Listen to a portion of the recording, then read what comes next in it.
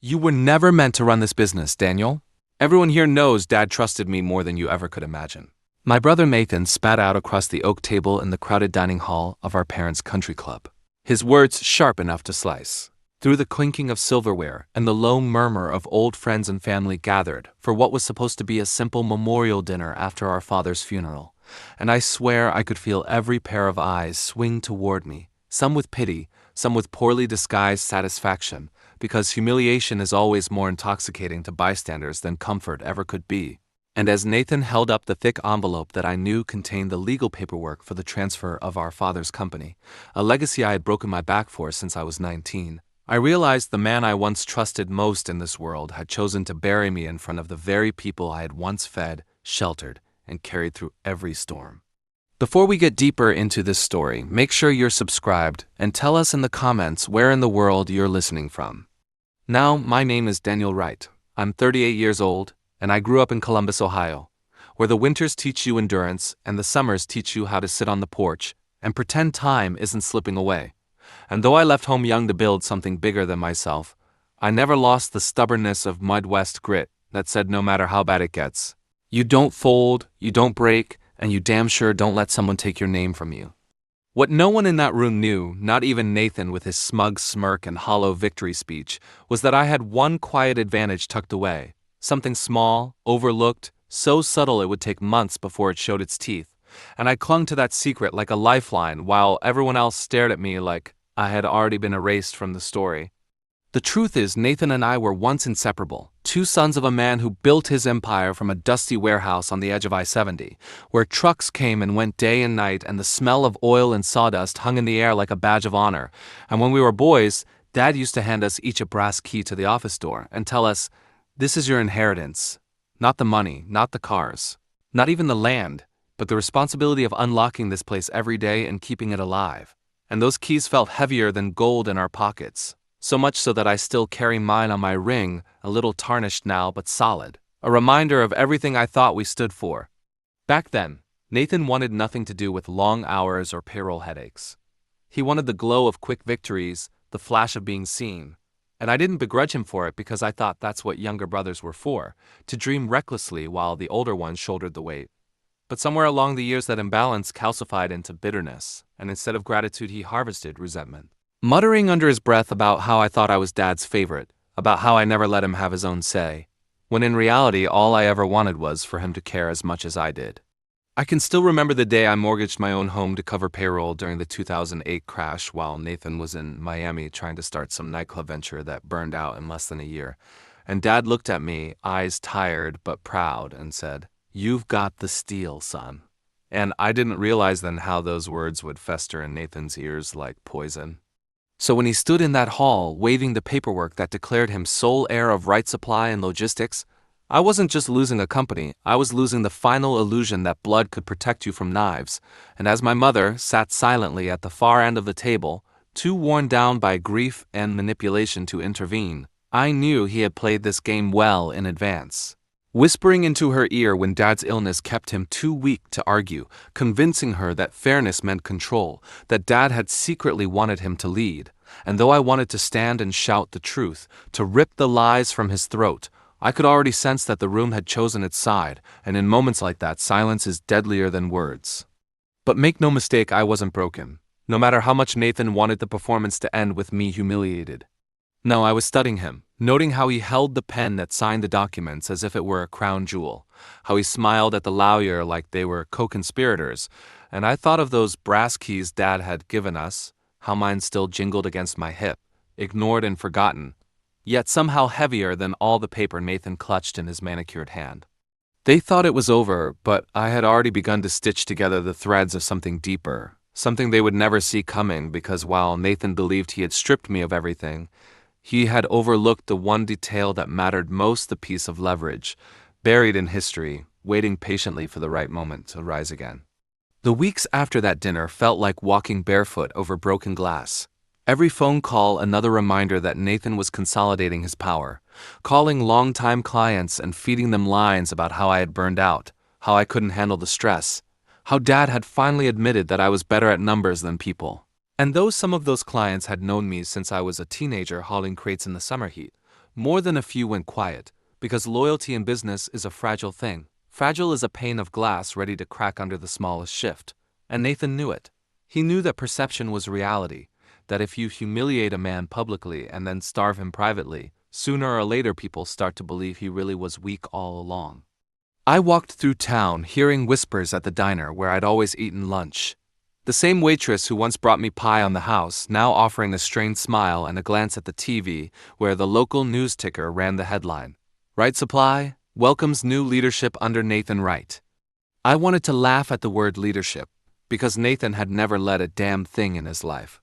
But when I caught sight of the pride in his face on that screen, the cameras catching him in a perfect suit shaking hands like some politician, the laugh caught in my throat and turned into something heavier, something bitter, and I had to remind myself, patience, patience, you've still got the one thing he doesn't know about. I spent more nights than I can count driving past the old warehouse on I-70, headlights washing over the corrugated steel walls, the chain-link fence that rattled in the wind, and I'd park with the engine off, just listening to the hum of trucks on the highway.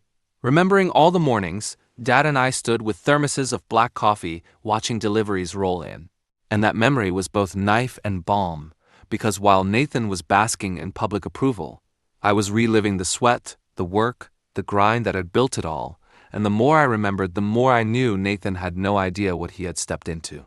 He thought inheritance was ownership, that paperwork made him a king, but the truth was a company is alive only if people believe in the hands steering it, and all the contracts in the world couldn't erase the fact that I had lived and breathed this business in ways he never had. Still, I kept my distance, let him feel victorious, let him stand at the podiums and give speeches about modernizing Dad's vision, while quietly I reached out to the ones who truly mattered, not the clients or the investors, but the old-timers in the warehouse, the drivers who had been with Dad from the beginning, men and women who could smell fraud the way a mechanic smells burning oil.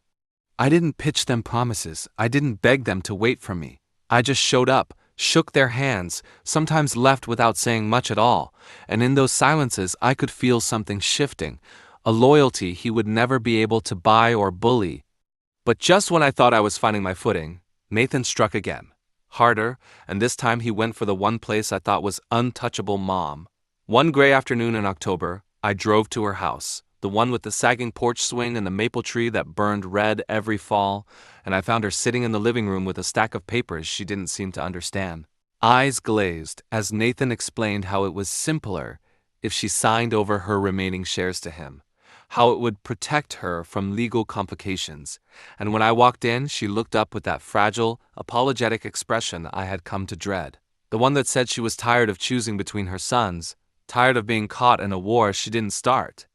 I wanted to rip the papers from her hands, but I knew the trap if I made a scene. I would be the ungrateful son bullying a grieving widow.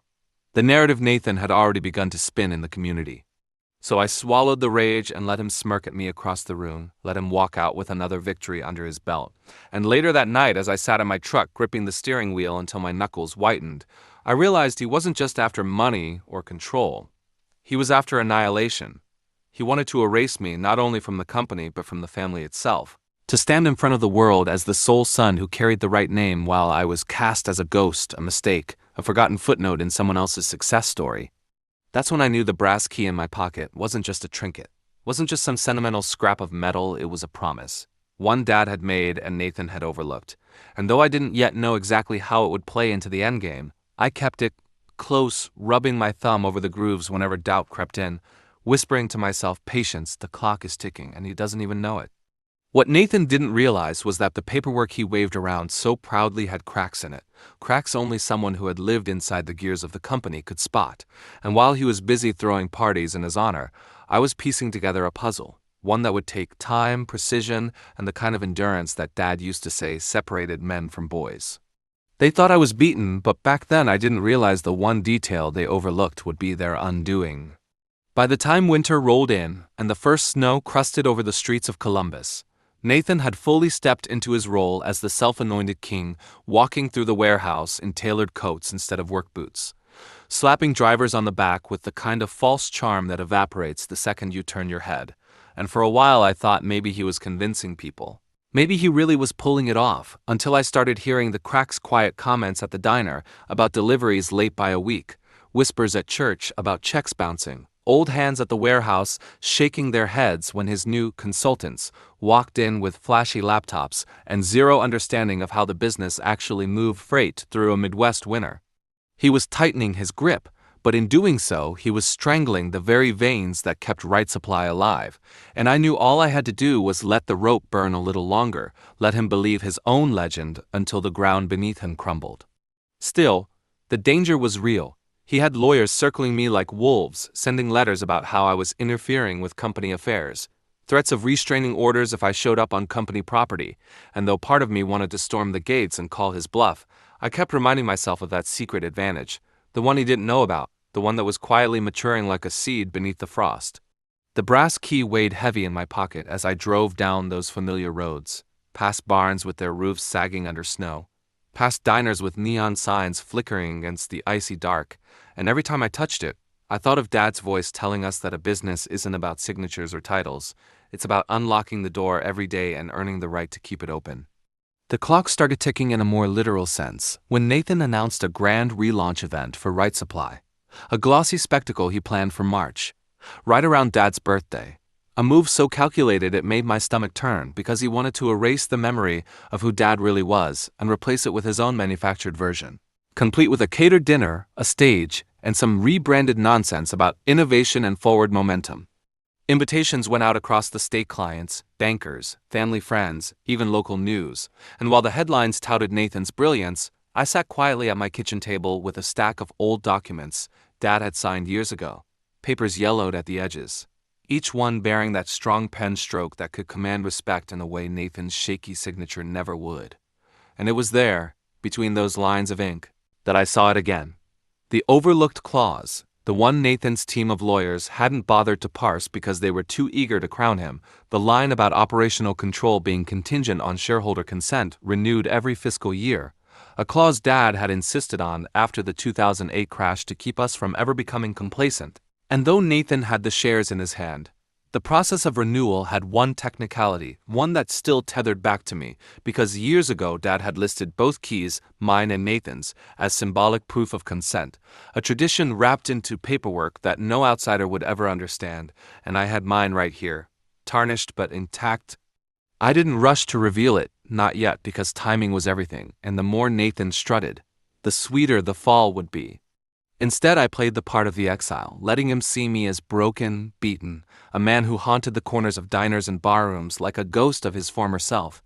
And it worked because arrogance breeds blindness, and soon he was laughing too loudly in public, buying cars too expensive for the cash flow he actually had, promising expansions to investors that weren't backed by supply lines, and I knew he was digging the hole faster than I ever could. But that didn't make the nights easier. There were moments I lay awake staring at the ceiling, wondering if revenge was just a fantasy keeping me warm, if maybe Nathan had already won and I was clinging to a relic of Dad's words like a child with a toy. And in those dark hours I would get up, pour a glass of bourbon, and run my thumb over the grooves of the brass key until the doubts quieted down. That key wasn't just metal, it was Dad's voice, Dad's hand on my shoulder, Dad's reminder that work done with honesty will always outlast fraud, even if it takes time to show. As the day of the relaunch drew closer, the tension built like a storm cloud, and I could feel eyes on me wherever I went. Some curious if I'd crash the party, some betting I was too cowardly to show. And Nathan fueled it by dropping little taunts when he saw me in town, smiling with that politician's grin and saying, "Make sure you catch the big show. Danny, it's going to be the end of the old ways once and for all." I nodded, kept my mouth shut, but inside I was already counting down, because he didn't realize he was walking into the very trap he had set, the one where his obsession with spectacle would become his undoing. I had arranged it so quietly, so carefully, reaching out to the one person he never suspected I still had contact with, the original lawyer Dad trusted, a man long retired but still sharp as a blade, who agreed to show up at the event, not as a guest but as a witness, holding copies of the original documents with that little clause Nathan had overlooked. No one paid attention when I slipped into the back of the hall that night, coat collar turned up against the March wind, the brass key heavy in my pocket like a loaded gun, and as I watched Nathan strut on stage in the glow of spotlights, basking in applause, I knew the final act was about to begin, and all it would take was patience, precision, and the turning of a single lock to remind everyone, who really carried Dad's legacy. They thought the story was finished, but the truth had only been waiting to open its door. The night of the relaunch smelled of polished wood, too much cologne, and the sharp tang of money being burned for appearances. The kind of evening where people in shiny shoes and shallow smiles gathered to clap for whatever speech was fed to them. And I stood in the back of the banquet hall of the downtown Hilton, half-shadowed beneath a balcony, watching Nathan soak in the spotlight as though he had just cured cancer, his voice booming through the speakers about vision and modernization, and how his father always believed in him to take the company into the future. And the applause that followed made my stomach twist, because these people weren't applauding truth, they were applauding theater, yet even as I clenched my jaw, I felt a calm come over me. Because tonight wasn't about rage, it wasn't about proving myself in some childish contest. Tonight was about ending the lie once and for all, and I had the one thing he didn't know could cut through all his showmanship. He raised a ceremonial document high in his hand, some glossy new charter with his signature scrawled across the bottom, and he announced with all the arrogance in the world that Right Supply was now reborn under his sole direction. And cameras flashed, investors leaned forward. My mother sat pale and exhausted near the front, clearly dragged here for effect. But as Nathan prepared to sign a mock ledger to symbolically seal the deal, I stepped out from the shadows, and the hush that fell across the room was immediate, like someone had shut off the oxygen. "Nathan," I said evenly, loud enough to carry, "before you put on the crown you stole, maybe you should tell them all the truth about how you got it." Gasps, whispers, the kind of tension that makes people lean in instead of turn away, and Nathan blinked as though he had seen a ghost, then plastered that politician's smile back on and said into the mic, "Ladies and gentlemen, my brother Daniel, let's welcome him, shall we? He's had a hard time letting go, but he'll come around eventually." Laughter trickled from a few corners, nervous and unsure, but I didn't smile. I just walked slowly toward the stage, the brass key warm in my palm, every step echoing in my chest, and I could see the sweat start to bead along his temple even as he tried to maintain control. I stopped at the foot of the stage, pulled the key from my pocket, held it up for everyone to see. "You all remember what Dad used to say," I told them, voice steady. "A right son doesn't inherit a company by paper. He earns it by unlocking the door every day." A murmur rippled through the old-timers in the crowd, men who had worked under Dad since the beginning, and I caught the flicker of recognition in their eyes. Nathan laughed too loudly, waving me off. "That's just an old story, Danny. It doesn't mean anything now times have changed. People don't care about symbols." But right then, the retired lawyer I had asked to come forward, Mr. Kelly, stooped with age but sharp as ever stood up from his chair and shuffled toward the stage holding a folder, his voice rasping but clear as he said, "Actually, Nathan, in this case symbols matter very much. Your father built them into the legal framework itself." The room turned, every eye on the old man as he laid out the original shareholder agreement on the podium, the clause circled in red, the ink of Dad's signature still bold after all these years. Kelly tapped the page with one gnarled finger. "This company requires annual consent from both sons as symbolic co-stewards' consent, marked by presentation of the original keys your father gave you. Without both, any claim of sole control is invalid. You should have read more carefully." A collective gasp rolled through the crowd like a wave, and Nathan's face drained of color, his mouth opening and closing like a fish yanked from water, while I slowly placed my key on the podium beside the papers, letting it gleam under the lights. "This is mine," I said quietly, and I never gave my consent. The silence that followed was deafening, broken only by the flash of cameras as reporters realized the story unfolding before their eyes was bigger than any relaunch speech. Nathan stammered, tried to shout that it was a technicality, that it didn't matter, but Kelly shook his head. "It matters, son. It's binding, and you just tried to pass off a fraudulent charter in front of half the city." The investors began whispering furiously, some standing, some walking out, and I could almost taste the metallic tang of Nathan's panic in the air.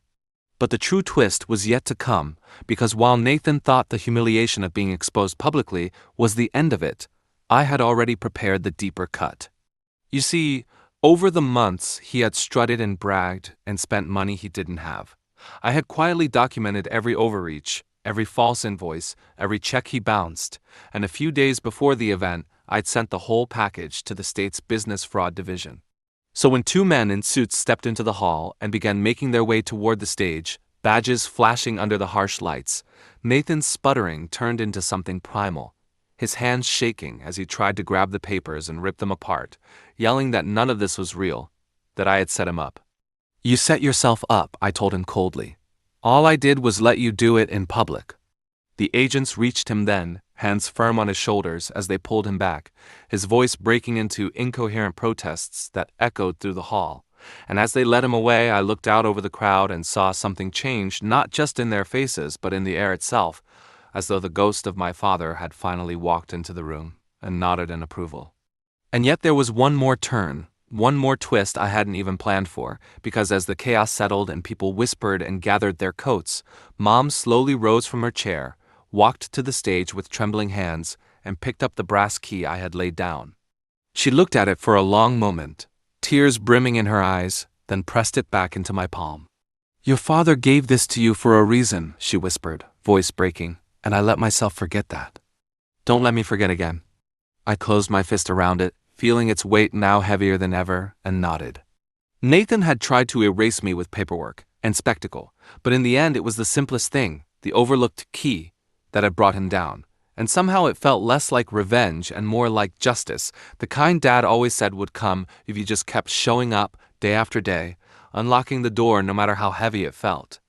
As the hall emptied and the lights dimmed, I stayed back, standing alone at the podium where Nathan had once basked in the glow of false applause, and I realized I didn't need cheers or headlines to feel victorious. The business would survive, maybe even thrive again. Not because I had destroyed him, but because I had remembered who I was, who Dad raised me to be. Nathan's name would be dragged through courts and newsprint for months, maybe years, his arrogance finally carved into his legacy like a scar. And though part of me wanted to savor his fall, a deeper part of me felt only release, like a chain snapping after too many years of wait. The double twist was this: in defeating him, I wasn't just avenging myself, I was freeing myself from him, from the rivalry that had defined my life, from the need to prove to him or anyone else that I was worthy. The brass key clinked softly as I slid it back onto my ring, tarnished but shining under the last light of the hall, and I walked out into the March night with nothing but the sound of my boots on the pavement, knowing the story was finally mine again and justice had been served in the only way that mattered, poetically, completely, and on my terms. If you enjoyed this story, please give a thumbs up to the video and consider subscribing to the channel for more powerful true life stories.